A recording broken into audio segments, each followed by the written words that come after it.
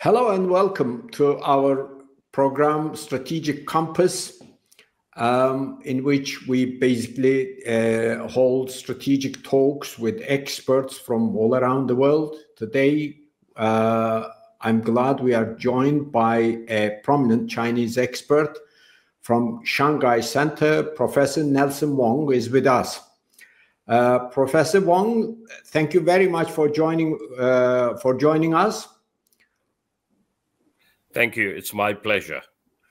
Thank you. And, it's obvious that we are going to be talking about China-American relations under Trump era, what do you expect? The first question comes out automatically. What do you expect under Trump era in China-American relations? What are your first reactions to what Trump has been doing, although he hasn't done anything specifically either towards China or against China. And in his presidential inauguration, he didn't say much about China at all. But this doesn't mean that he ignores China. China is unignorable. Let's contribute to English. So. Right. But from his previous statements and talks, we know what he has in mind. And he seems to be acting as he basically took over on what he said he would do. So your first take on Trump's inauguration and the first things he has done, and what do you expect? Well, first of all, thank you once again for inviting me to your program. It's a great honor. Coming back to your question, I think now that Donald Trump is in the White House, even though it's just for a few days, I think the whole world, not only us, the whole world has been watching very closely. And so is China. But as we know that Donald Trump had a phone call with our chairman, Xi Jinping, already. And it seems that, of course, we don't know what exactly they have talked, but it seems that President Trump is now planning to come and visit China. Which we all hope is, a positive sign. But having said all that, I think China is no longer the China 10 years ago or 20 years ago. After all these years, China has grown matured as well when it comes to handling big power competition. And with regard to the United States of America, I don't think that China will ever have any unrealistic expectations because competition is there already. And whether it's going to be a hostile competition or a healthy competition, that's a different matter. Because under the Biden administration, I think situation was not particularly rosy at all. The officials during the previous administration has been extremely ideologically driven and has taken China in a very hostile way. So I think that's why we've always been saying the last 4 years that the U.S.-China relations has been in its all-time low. Now that Donald Trump is back in power, it doesn't mean that it's good news for China or bad news for China. We'll just have to deal with the reality because there isn't anything called whether he is for China or against China. He is for America, which makes all the sense. Every country leader is going to look after the interest of its own country. Now, whether his approach is going to be welcomed by the rest of the world, that's a different matter. But one thing which is, we will call it positive about Donald Trump is that he has openly declared that he doesn't have the appetite for military confrontation. Mm-hmm. He wants to do business deals. And this is something I believe is good news. As long as a political leader is not there to seek military confrontation or open confrontation, and if he's ready to do diplomacy, that's something I think is always welcome. There are many areas between China and the US whereby competition is inevitable, whether it's in high tech or energy area, and then regional security as well. It's quite obvious that Trump is not in favor of all the global institutions. He's looking after his own interest. He's going to run the U.S. in his own way. So I believe it's not only China, but the whole world will have to adjust themselves to deal with Mr. Trump. Well, okay, good. Well, exactly. Actually, the whole of Europe and Turkey, for instance, are trying to understand what he's going to do. And the Europeans in particular are mesmerized by his demands of takeover of Greenland and even Canada, the Panama Canal, and so many other things. He had apparently a very bad phone call with the Denmark Prime Minister, in which he threatened to acquire, either peacefully or otherwise, the island of Greenland. I'll ask you questions about that. But before going on to that, as you said, Trump certainly has demonstrated that he has his own ways of making America great again, as he put it. Now, in that sense, how do you interpret that? So, for instance, he says he doesn't want wars. All the wars have harmed the United States financially, economically, and he doesn't wars, and he wants to end existing wars. So how he's going to end the Ukraine war is we don't know yet, but at least we know that there is a will on the part of the US leader to end that actual conflict.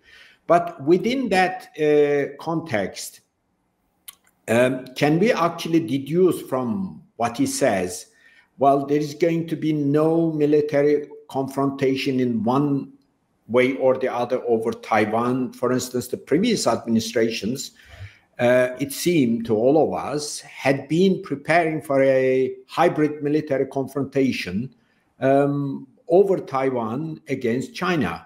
So can we actually say that that period is over?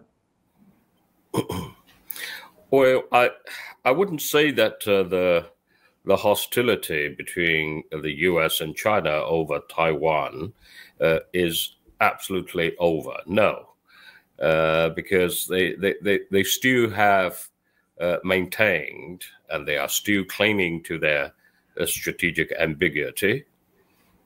That on the one hand, they recognize there is only one China, Taiwan is part of China, but on the other hand, they are still sticking to their Taiwan Act, and they still have, weapon supplies to the island.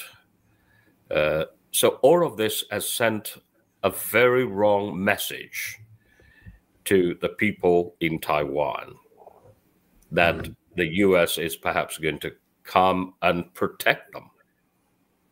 But I think the Chinese government has repeatedly put the cards very clear on the table, telling the counterpart in America that this is red line number one that can never be crossed, because under no circumstances the Chinese government will ever allow Taiwan to be separated from the mainland. And how to achieve our national reunification, that's our internal matter. We don't need any outside forces to interfere and to meddle around into our domestic affairs. So leave it to us to solve the problem. We don't need any interference whatsoever. So I think that message has been laid extremely clear, even to the Trump administration that has just, taken office. So I believe I've read the news release that the recent telephone call between our foreign minister Wang Yi and Mark Rubio, the Taiwan issue was also mentioned on top of the agenda. So I think it's very clear what China is up to when it comes to defending our territorial integrity. So I think the message has been clear, and the American counterparts have got it, actually. And so far, we haven't heard any or seen any extremely hostile messages or signals from the U.S. side. Quite to the contrary, I think Donald Trump has already expressed his opinions at different occasions to recognize fully the one China policy, and they're not going to interfere into the settlement of the disputes or whatever among the Chinese people on both sides of the Taiwan Strait. And that's a good signal. That's a good signal.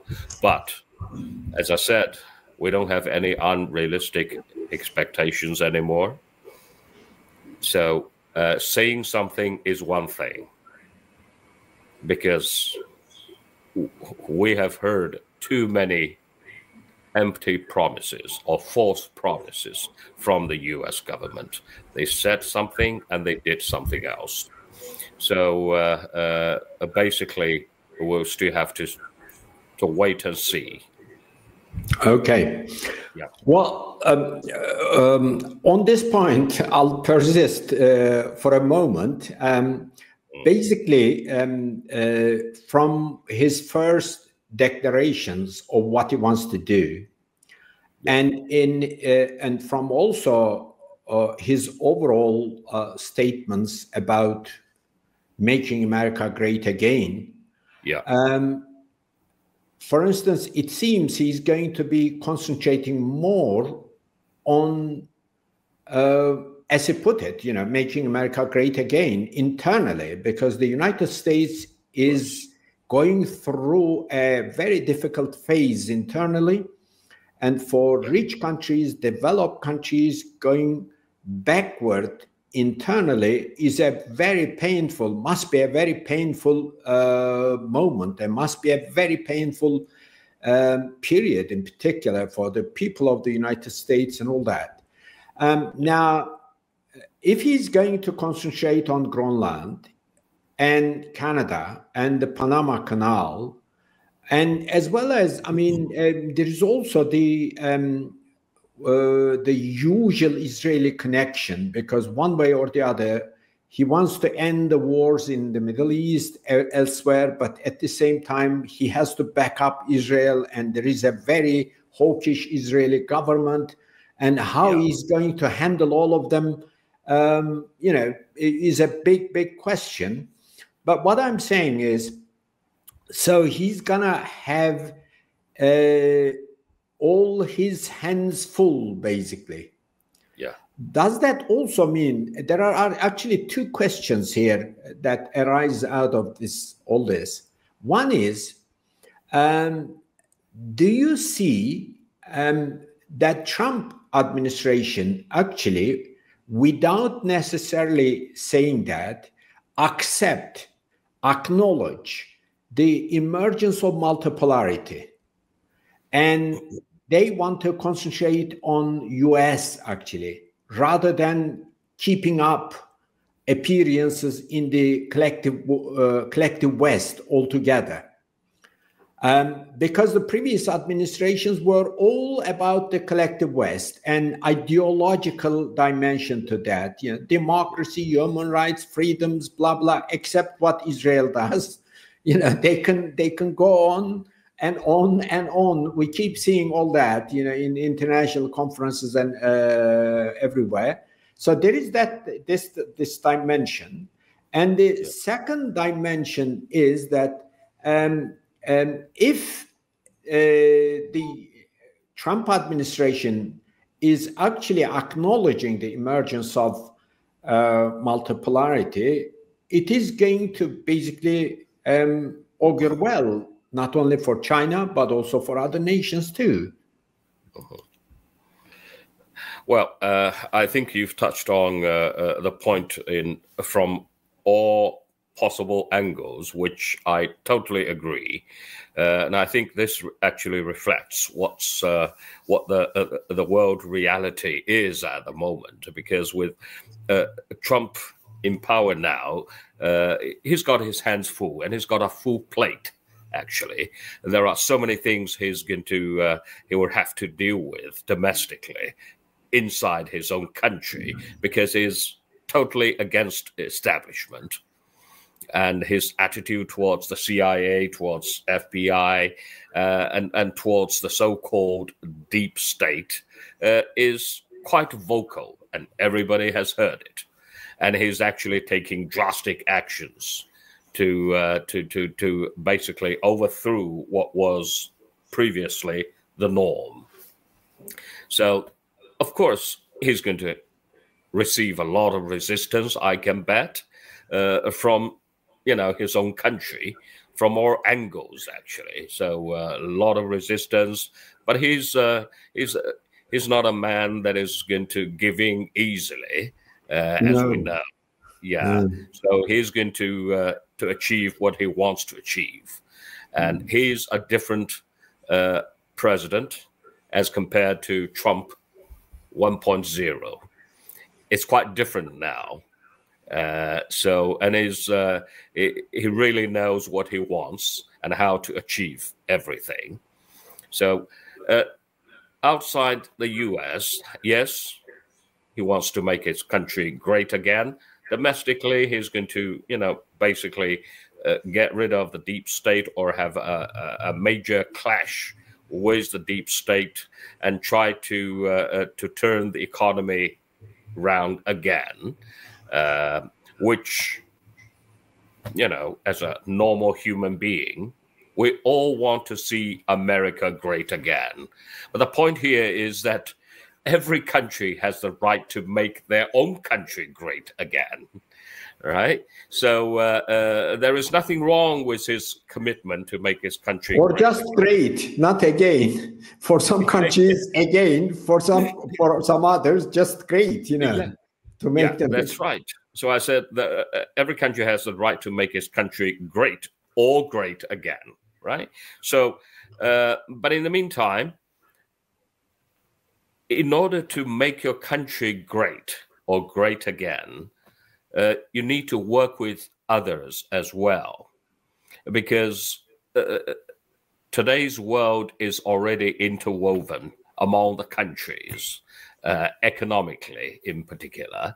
So the supply chain, you cannot really decouple with anyone to that extent. So I believe the good thing about the Trump administration is that he's a doer. He go ahead and accomplish what he believes is right. It's quite different from, you've just mentioned actually, Hasan, that during the Biden administration, when he came into power, he said, America is back again. Back again for what? To lead the free world. To work with the allies. He's grouping all the allies, and he was dividing the whole world actually into two competing camps. It's us and them. So I don't think Donald Trump is going to do that. No, he's looking after his own country's interests. Whether other people would agree with that, whether he can actually achieve that or not, that's a different matter. The Panama Canal looks like he's going to get it.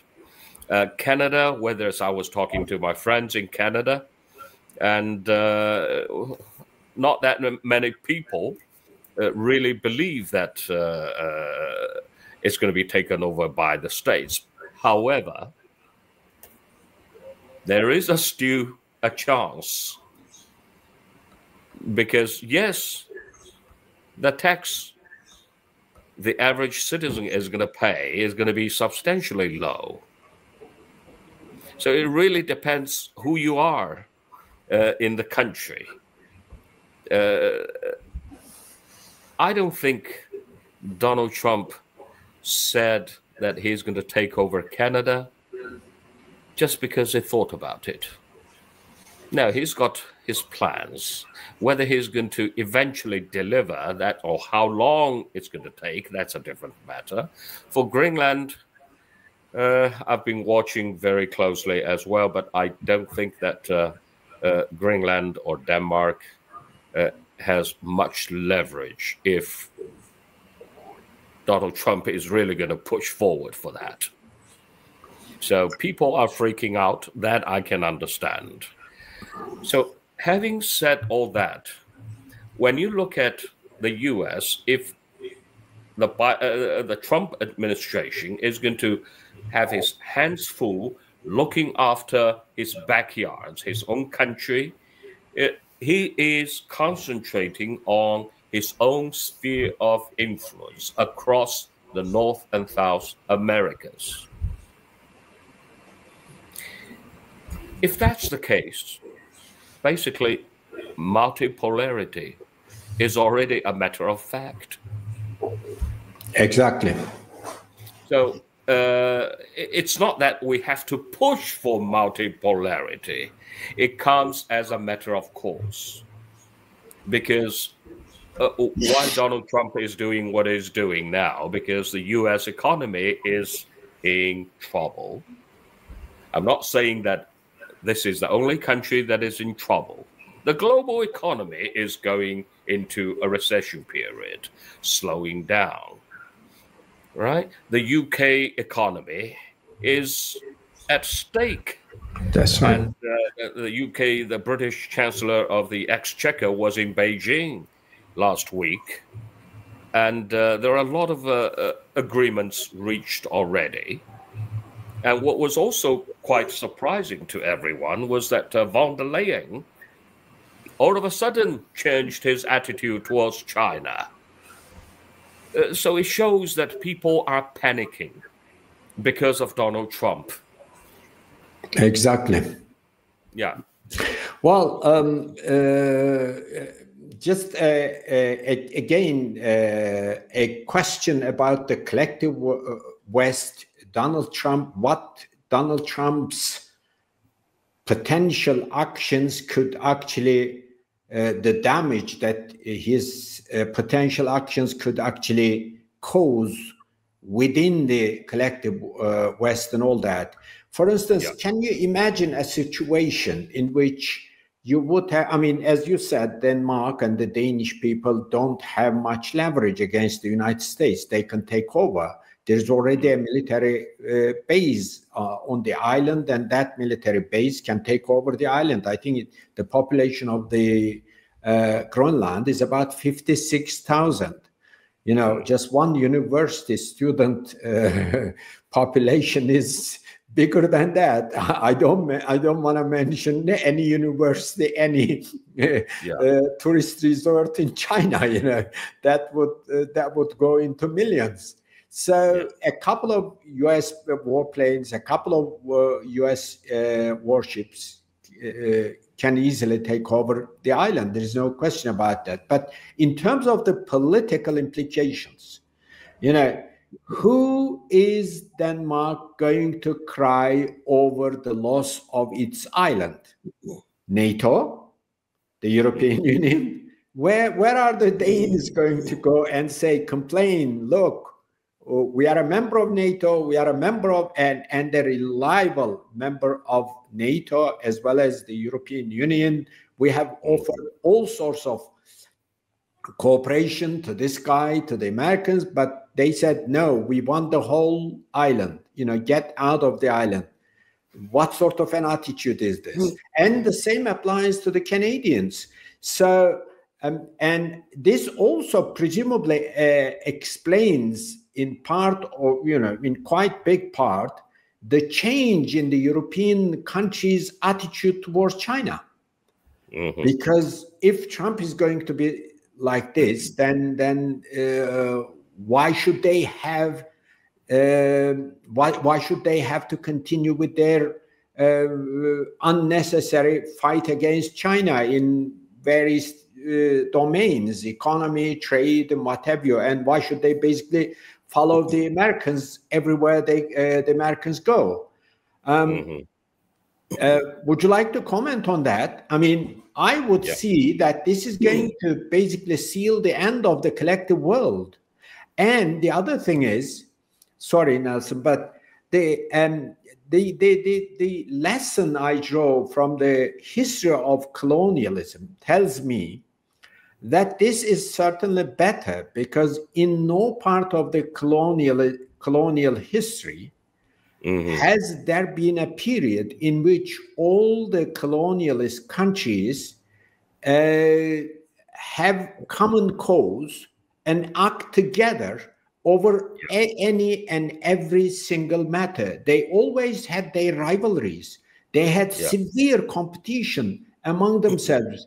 Look at the Portuguese, the Spaniards, the French, and the English, and then all the others, the American come in, even the Japanese, you know, but they had their disputes and they had their severe competition. But over the last, since the Cold War, basically, this ideological bloc, which has turned into a unipolar world order, is being basically acting together. This had to be broken up into pieces, you know, where each and every country would be looking seriously for its national interests. Would you like to comment on these two points? Sure. You know, sure. For the sake of the world. Yeah, it's a big topic actually, and but I think it's quite interesting the way our world is heading towards, because it actually shows, if we're sailing at sea, I always like to use the term we're sailing into uncharted waters. But looks like it's not that gloomy at all. No. It's not gloomy at all. I think the collective West was a term that was coined more towards global politics. Instead of calling it collective West, it's actually political West. Those countries, they kept using the term they share the same value. They share the same value. But I think with the role of the United States being changed more towards looking after its own interests, instead of trying to become the leader of the world, I think this is the tipping point. And that it's going to remain as a superpower, but it's not the only superpower. It's going to be one of the big powers. Mm-hmm. But in the meantime, Europe will be left alone. The US is quite clearly, with President Trump now in power, I think Europe will have to, it's basically forced to look after its own interest. They have to be independent. They have to be made independent. Because before, I remember one of the scholars in the States kept using the term, the Europeans are free riders. They are used to be free riders, to take advantage of whatever, you know, the US is being giving or looking after Europe, and they just take advantage of that. And that's exactly what Donald Trump is against, is very much against. So I think with his attitude towards NATO, it's already self-explanatory. Initially, his argument was that you have to pay 2 to 3% at least. So when almost all of the countries agreed to make it to 2% or some to 3%, he said, no, it's 5%. Exactly. So basically, I'm not sure if NATO is going to survive for very long. If the US is going to stop, you know, supporting that. They've already stopped the aid to Ukraine, right? So this will change the attitude of most of the European countries towards Russia. Yes, the Russophobia is always there, but don't forget, it's all the small countries. Yeah. It's not just one country or two. It's not just Germany. But if there is a political change in Germany, the attitude will change as well. So I think that we are going to see the war in Ukraine ending pretty much within this year. If not in the next 3 to 6 months, then it's not going to last any longer than that.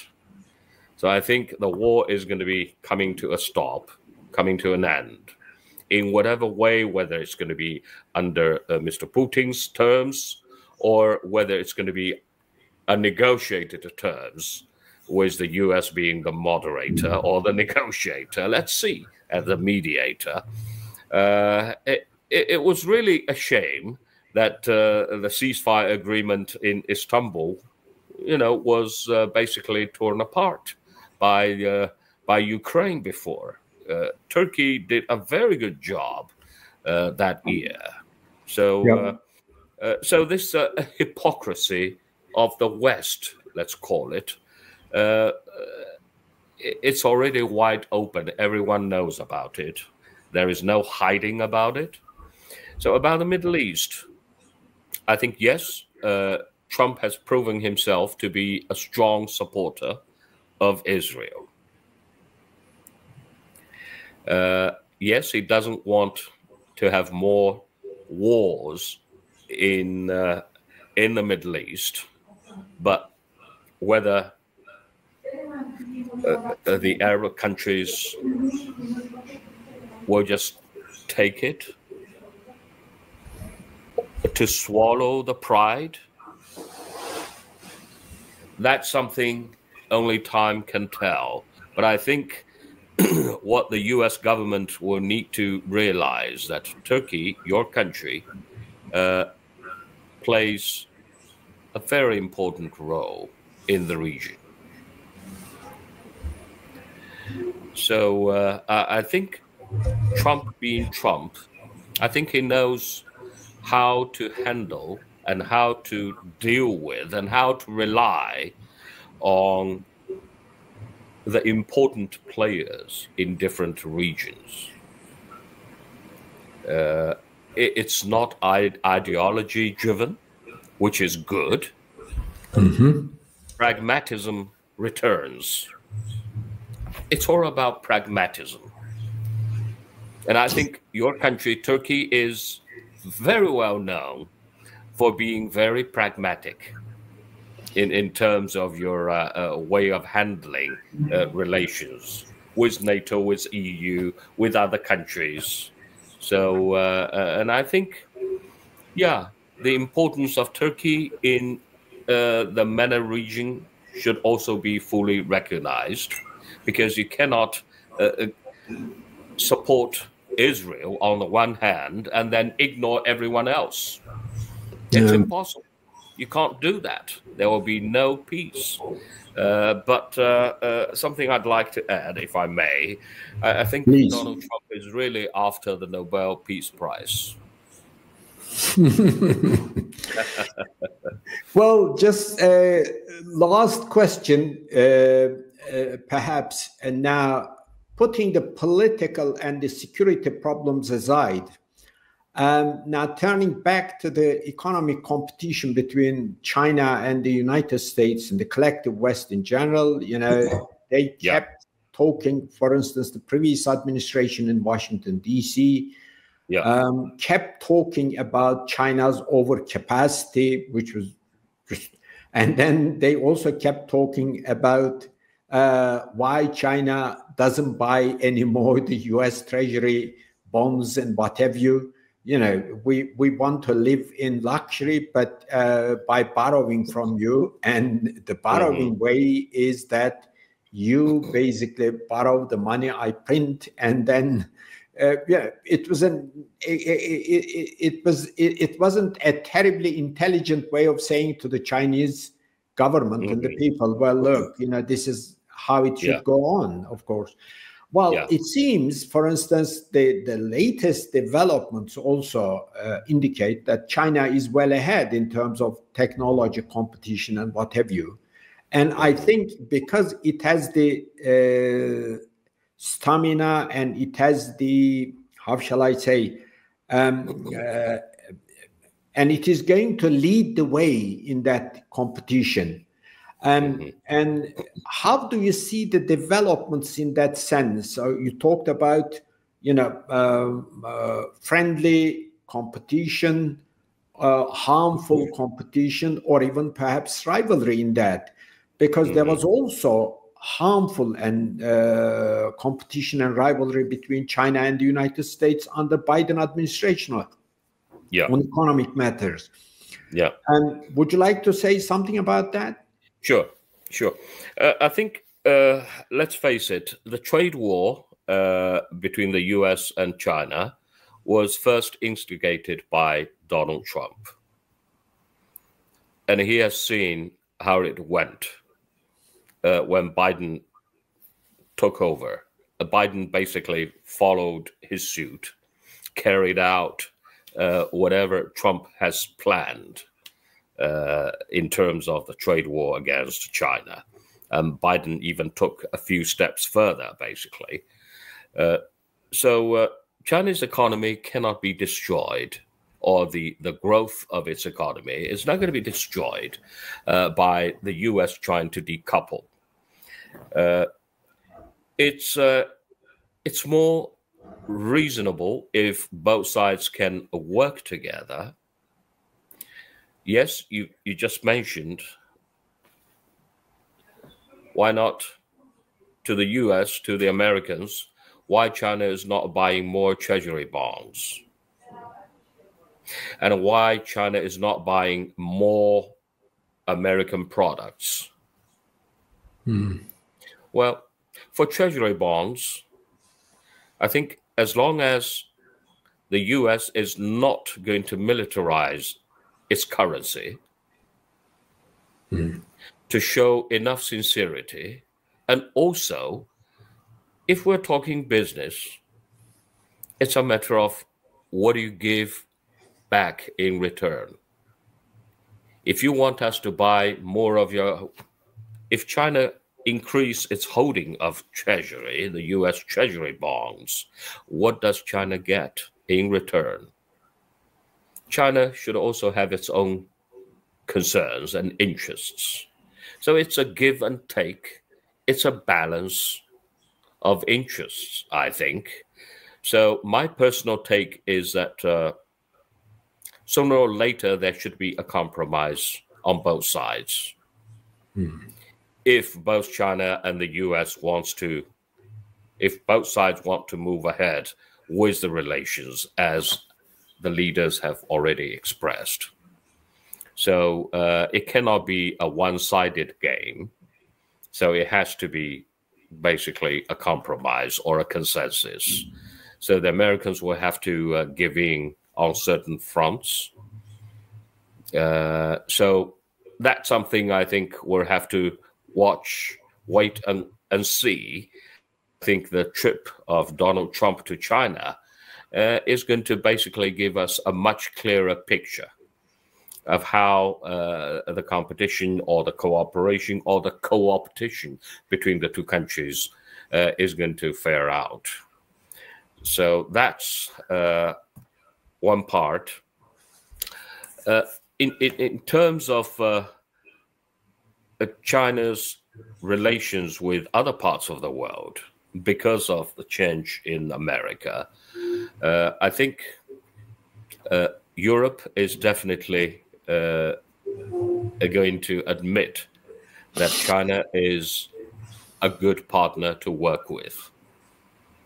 I think for Chinese, we are now used to the way how they present themselves.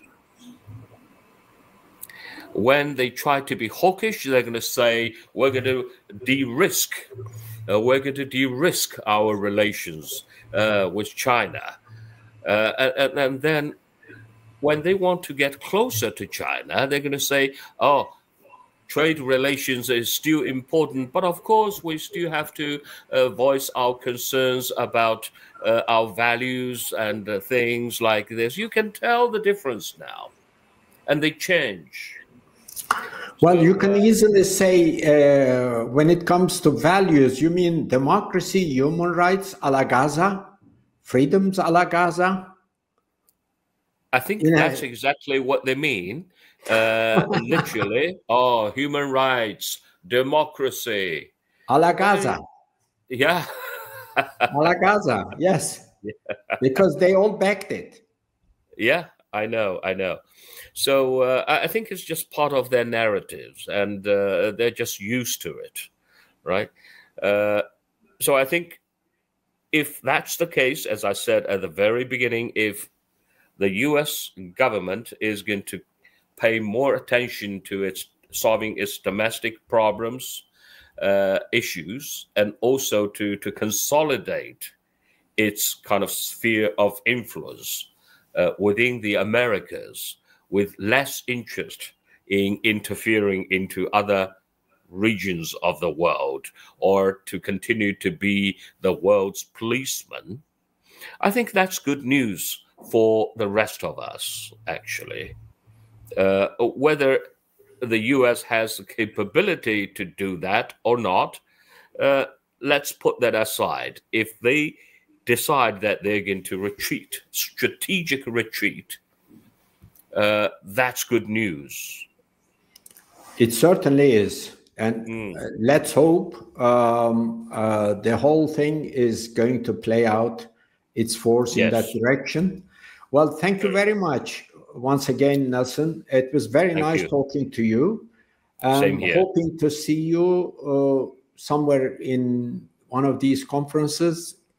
Okay, sure, definitely. At least at the next Valdai Forum. Of course. Yes. And very good. And Have a nice, have a good year, and also the Chinese,